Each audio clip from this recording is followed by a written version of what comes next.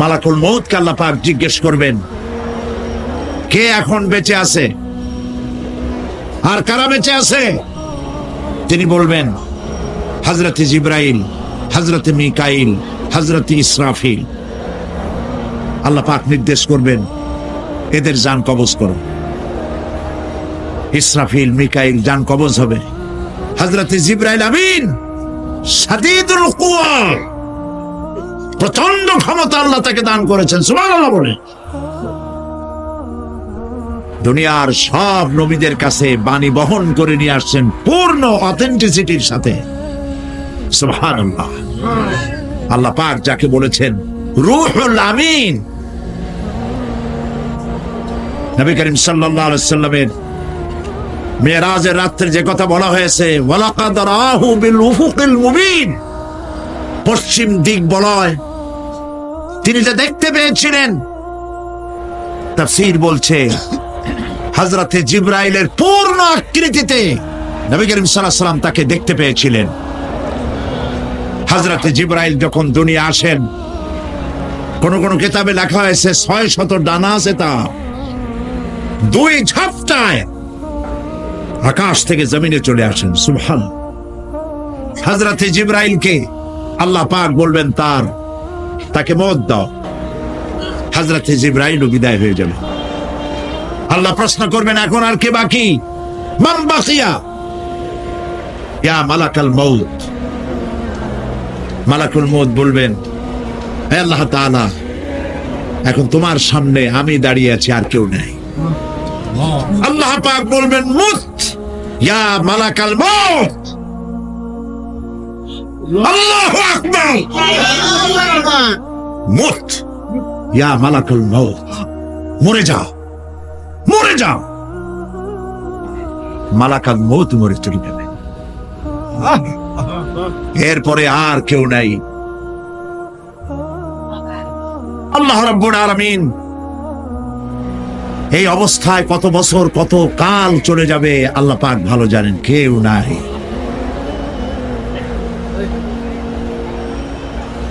আজকের রাজত্ব কার? আল্লাহ প্রশ্ন করবেন, আজকের রাজত্ব কার?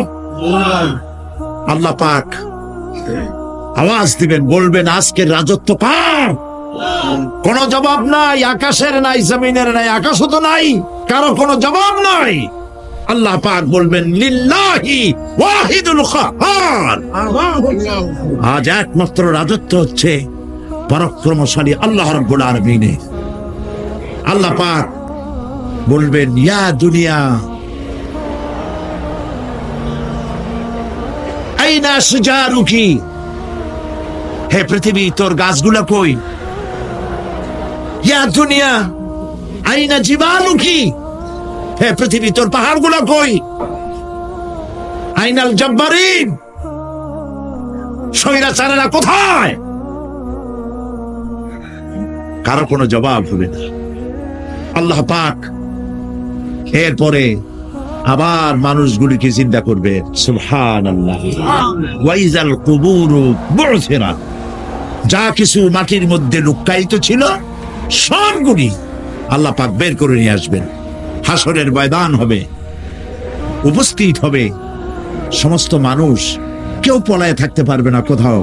কুমিরে যারে খাইছে, বাঘে যারে খেয়েছে, আগুনে যারে পোড়াইছে, পানিতে যে পচে গেছে, পোকামাকড়ে যারা খেয়েছে, কোনো পথ নাই। সবাই আল্লাহর দরবারে উঠবে, পায়ে জুতা নাই, মাথায় কাপড় নাই, পরনে কোনো কাপড় চোপড় নাই, উলঙ্গিন। উম্মুল মুমিনিন হযরতে আয়েশা সিদ্দিকা রাদিয়াল্লাহু তাআলা আনহা, নবী করিম সাল্লাল্লাহু আলাইহি ওয়াসাল্লামের জবান মোবারকে এটা শুনে কেঁদে ফেললেন, বললেন, ইয়া রাসূলুল্লাহ, আমারও কি সেই অবস্থা হবে? তিনি বললেন, হ্যাঁ।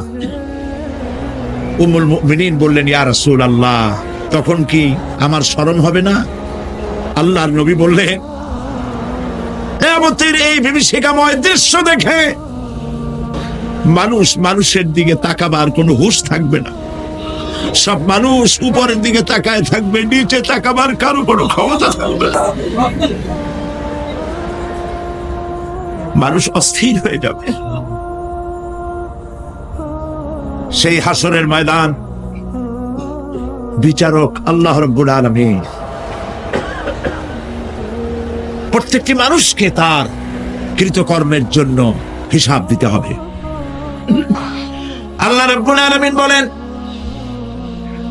পরকালীন জীবনের ব্যবস্থাপনাটা কেমনে হবে শোনো। ইন্নাস সামআ ওয়াল বাসারা ওয়াল ফুআদা কুল্লু উলাইকা কানা আনহু মাসউলা।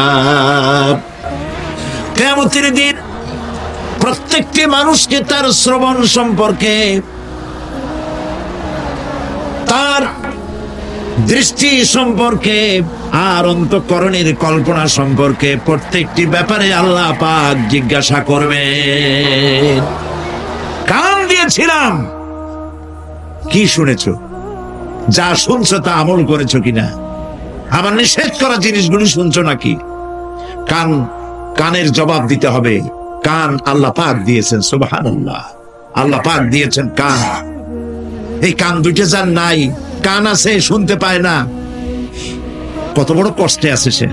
মানুষে চিল্লায় কথা কয়, সে বুঝেই না। আছে না এমন? এই কানের সম্পর্কে প্রশ্ন করা হবে, শ্রবণ সম্পর্কে, দর্শন সম্পর্কে প্রশ্ন করা হবে। যা দেখতে নিষেধ করেছি সেগুলো দেখছো নাকি? এর শুকরিয়া আদায় করেছো নাকি? দুটি চোখ, এর শুকর আদায় করা কি সম্ভব ভাই? আদায় করা সম্ভব?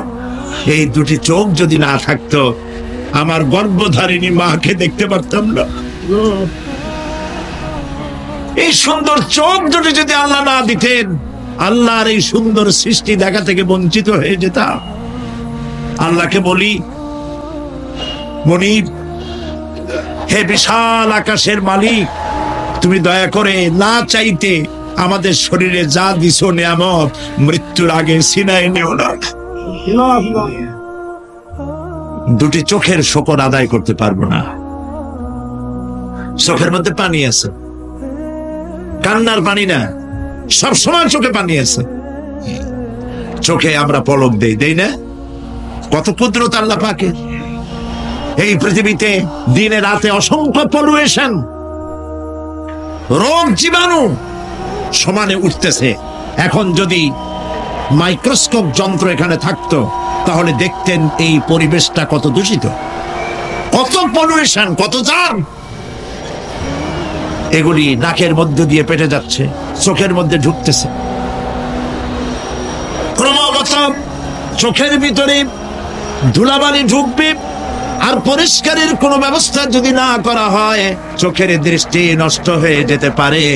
এই জন্য আল্লাহ রাব্বুল আলামিন চোখের ভিতরে মেডিসিন রূপী এক প্রকারের পানি রেখেছেন, আর অটোমেটিক চোখের পাতা ওঠানামা করে প্রতি মুহূর্তে চোখকে ক্লিন করে দিতেছে। এই চোখ সম্পর্কে আল্লাহ রাব্বুল আলামিন প্রশ্ন করবেন, অন্তঃকরণ সম্পর্কে প্রশ্ন করবেন। জবাব দেওয়া সেদিন বড়ই কঠিন হয়ে যাবে। এই জন্য আল্লাহ রাব্বুল আলামিন দুনিয়াবাসীকে সতর্ক করে দিচ্ছেন। বিজ্ঞানীরা খুঁজে পাচ্ছে, আল্লাহ পাক মানুষের গলায় একটা টেপ রেকর্ডার লাগাই দিয়েছেন, সুবহানাল্লাহ বলেন। সেই টেপ রেকর্ড আমার এই যে বক্তৃতা ভিডিওতে ধারণ করা হচ্ছে, টেপে ধারণ করা হচ্ছে। এই বুদ্ধিগুলি কে দিছে? আরে ভাই কথা বলবেন তো আল্লাহর নাম জোরে না। এই বুদ্ধি কে দিয়েছেন? যে আল্লাহ বুদ্ধি দিয়ে আপনার আমার কথা রেকর্ড করাইতে পারে, সে আল্লাহ পাক আপনাদের আমার সাথে অদৃশ্য একটি টেপ রেকর্ড গলার মধ্যে ঝুলায় রাখছেন। এটা বিশ্বাস করবেন না? কিয়ামতের দিন এই রেকর্ড তার সামনে আল্লাহ পাক বলেন, একটা কিতাব ওপেন করে দেব, তারপরে বলা হবে, ইকরা কিতাবাকা কাফা বিনাফসিকাল ইয়াউমা আলাইকা হাসিবা।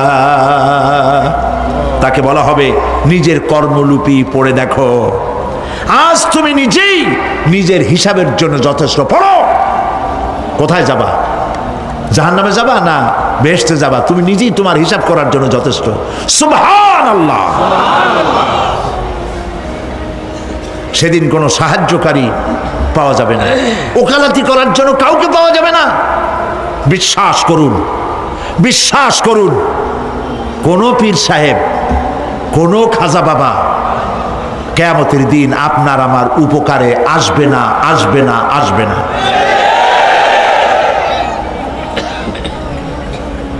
আমল ভালো হবে, আল্লাহ ক্ষমা করবেন। আমল ভালো নাই, পীর সাহেবরা কিচ্ছু করতে পারবেন না। কেউ কেউ মনে করেন পীর সাহেব আমার সুপারিশ করবেন, কিয়ামতের দিন আপনারাই দেখবেন ওনাদের সুপারিশ কে করে। কিয়ামতের দিন আল্লাহ পাক আরো পরিষ্কার করে বলছেন, লান তানফাকুম আরহামুকুম ওয়ালা আওলাদুকুম ইয়াউমাল কিয়ামা। কিয়ামতের দিন সন্তান সন্ততি আর সম্পদ কোনো কাজে লাগবে না, এগুলি কোনো উপকার হবে না মানুষের জন্য। আর সেখানে উৎকোচেরও কোনো কারবার চলবে না। এই পৃথিবীতে উৎকোচ দিয়ে অনেক কাম করা যায়, কিন্তু কিয়ামতে চলবে না। আল ইয়াউমা লা ইয়ানফাউ মালুন ওয়ালা বানুন। সুবহানাল্লাহ, সুবহানাল্লাহ। যেখানে কিয়ামতের দিন ধন, সন্তান, সন্ততি কোনো কাজে লাগবে না।